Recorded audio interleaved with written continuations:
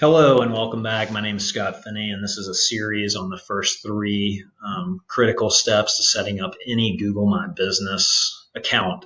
And once again, I'll remind you the reason I'm doing this is to grow my email list and also grow some reviews for a new Google My Business location that my business just recently created.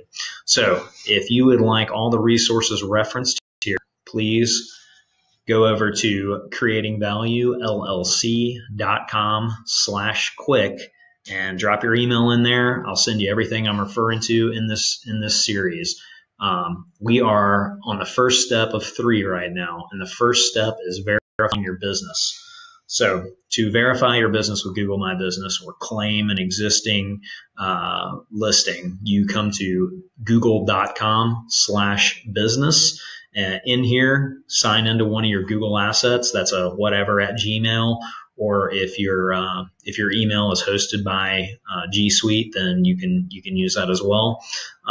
Sign in here. You will need what's referred to as the NAP. You will need your name, address, and phone of your business, and that needs to be unique for your business. So a unique address, it could be a suite number, that sort of thing, but don't use any virtual mailboxes, don't use any PO boxes. Those are quickly filtered out by Google's anti-spam automation.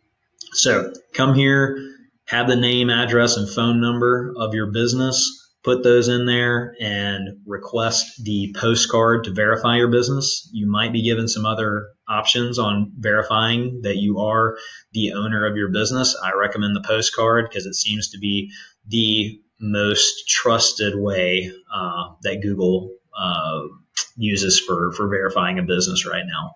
All right, that is the first step. There's 3 steps. I hope you'll join me for the rest of this series. If you head over to creatingvaluellc.com/quick, then I'll send you all the resources in this series, and I'll continue to send you additional resources to help you gain customers and gain visibility in Google search. All right, talk to you soon.